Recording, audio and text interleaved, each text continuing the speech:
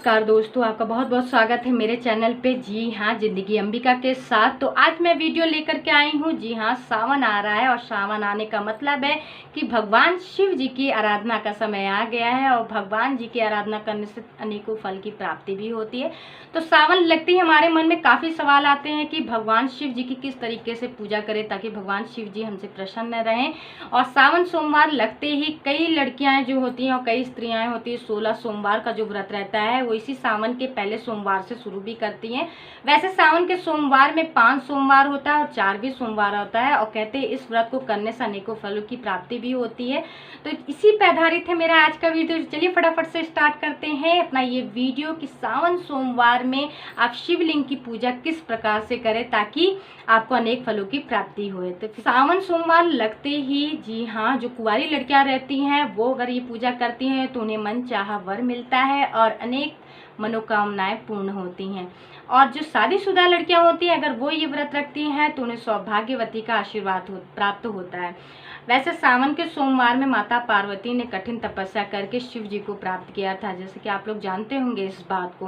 तो सावन के सोमवार में अब लग तो जाता है सावन का सोमवार, अब हम व्रत भी रह लेते हैं, लेकिन मन में हमारे कई सवाल घूमते हैं कि हम शिव भगवान की किस तरीके से पूजा करें। सही तरीके से हमें पूजा करना नहीं आता है।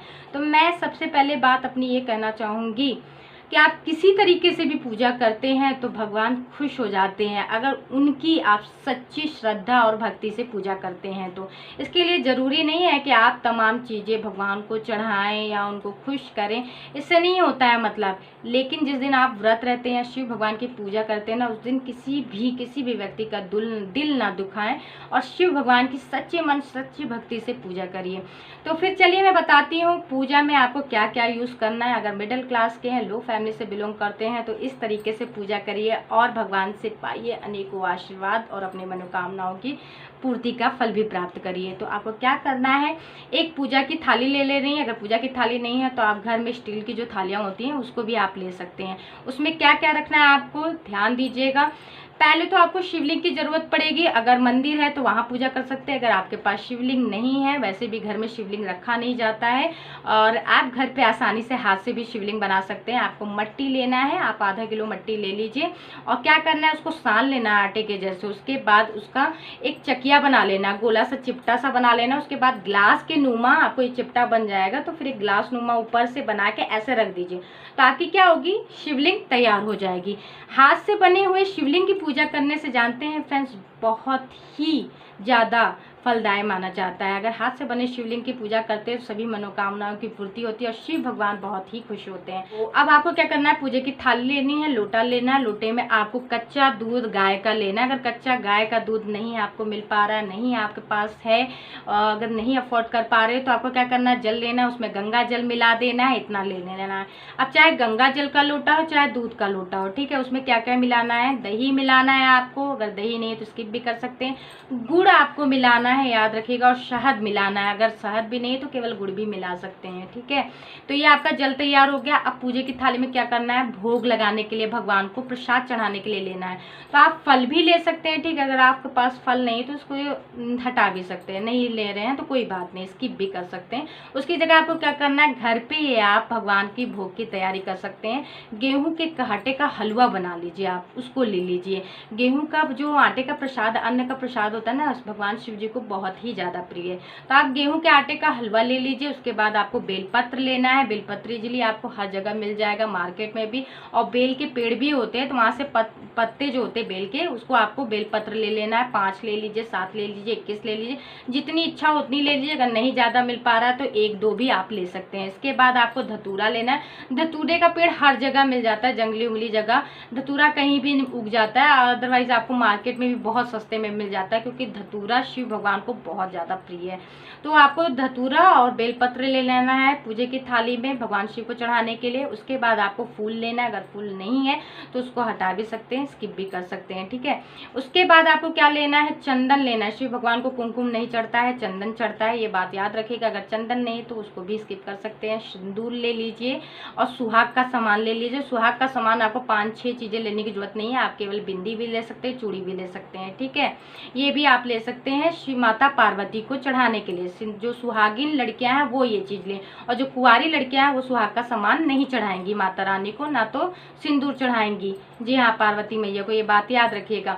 इसके बाद आपको क्या लेना है, आपको दीपक ले लेना। आप तेल का दीपक भी ले सकते हैं, घी का भी दीपक ले सकते हैं। अगर नहीं दीपक ले पा रहे नहीं किसी वजह से, तो उसको आप हटा भी सकते हैं। इसके बाद आपको क्या लेना है, धूप लेना है, अगरबत्ती लेना है अपने पूजे की थाली में, ये चीज याद रखिएगा। और उसके अलावा आपको कलावा लेना है, रक्षा कवच, वो आपके ऑप्शनल है। आप कलावा रखना चाह रहे हैं तो रख लीजिए, अदरवाइज आप स्किप भी कर सकते हैं। बट कलावा चढ़ाने के बाद ना, पूजे के बाद अगर वो घर के सभी सदस्यों के हाथों पे बांधेंगे तो एक रक्षा सूत्र होता है, हमारे बुरी चीजों, बुरी आत्माओं, बुरी शक्तियों से हमारा बचाव करता है।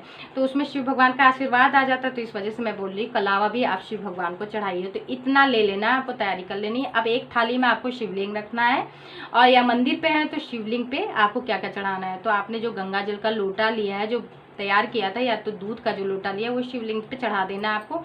उसके बाद आपको ओम नमः शिवाय का जाप करते रहना है। उसके बाद उस पर बेलपत्र आपको चढ़ाना है, धतूरा चढ़ाना है, फूल है तो फूल चढ़ा दीजिए।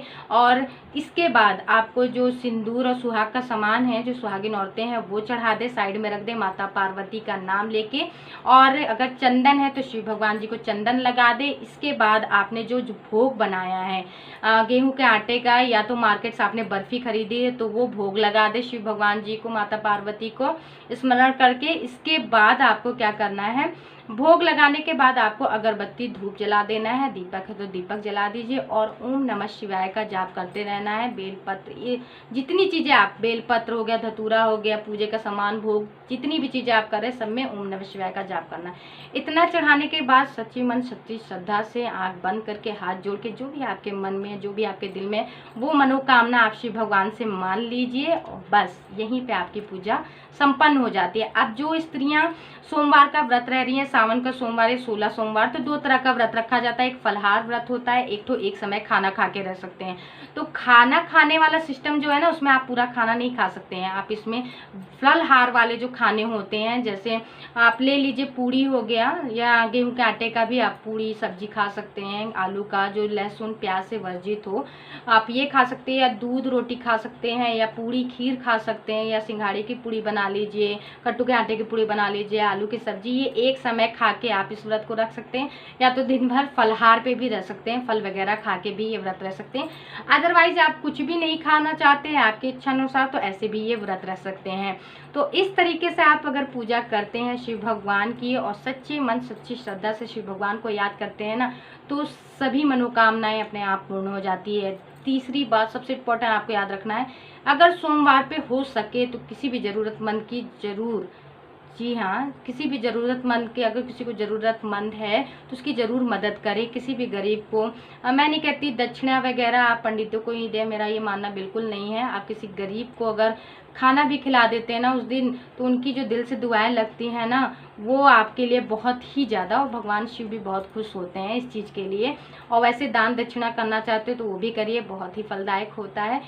आप सबसे इम्पोर्टेंट बात पे आ जाते हैं कि आप कोई भी पूजा करते हैं तो आपको क्या करना, अगर आपके पास कुछ भी नहीं है चढ़ाने के लिए, केवल खाली हाथ है, तो कुछ नहीं करना, हाथ जोड़ना है भगवान के सामने, और सच्चे मन से आप अगर कुछ भी मानते हैं, भगवान वैसे ही खुश हो जाते हैं। क्योंकि भगवान किसी चीज़ के भूखे नहीं होते हैं, वो केवल आपके प्रेम के भूखे रहते हैं। तो हाथ जोड़ के भगवान के सामने केवल अपनी इच्छा रख दीजिए, और भगवान से भी मनोकामना अपने आप पूर्ण हो जाएंगी। लेकिन उस दिन आपको किसी का दिल भी नहीं दुखाना चाहिए। और कहते हैं ना, कर्मों का लिखा सब भगवान देखते रहते हो, जैसा कर्म रहता है वैसे फल भी मिलता है। अगर एक दिन आप पूजा करेंगे और बाकी दिन कर्म आपके अच्छे नहीं रहेंगे तो ऐसे भी फल की प्राप्ति नहीं होती है, ये याद रखिएगा। लेकिन किसी भी को पूजा को करने का एक विधि और विधान होता है, तो ये मैंने लाया कि सावन के सोमवार में आप शिवलिंग की पूजा कैसे कर सकते हैं। अगर लो फैमिली के हैं या मिडिल क्लास के हैं, या जो लोग अफोर्ड नहीं कर सकते, वो भी शिव भगवान की इस तरीके से पूजा करेंगे तो भगवान शिव जी अति प्रसन्न होंगे और उनकी सभी मनोकामनाएं पूर्ण करेंगे। तो अगर आपको ये वीडियो अच्छा लगा हो या मेरी बातें अच्छी लगी हो तो प्लीज़ नीचे कमेंट करके बताइएगा, और मेरे चैनल को सब्सक्राइब करना मत भूलिएगा, नीचे रेड कलर का लिखा है, और लाइक करना भी मत भूलिएगा, और ये वीडियो ज़्यादा से ज़्यादा शेयर करिएगा। तो आप भी शुरू हो जाइए शिव भगवान की भक्ति में लीन होने के लिए, क्योंकि आ गया है सावन का सोमवार। तो इसी बात पे आज का वीडियो खत्म करते हैं और मिलते हैं नेक्स्ट वीडियो में। Bye bye everyone.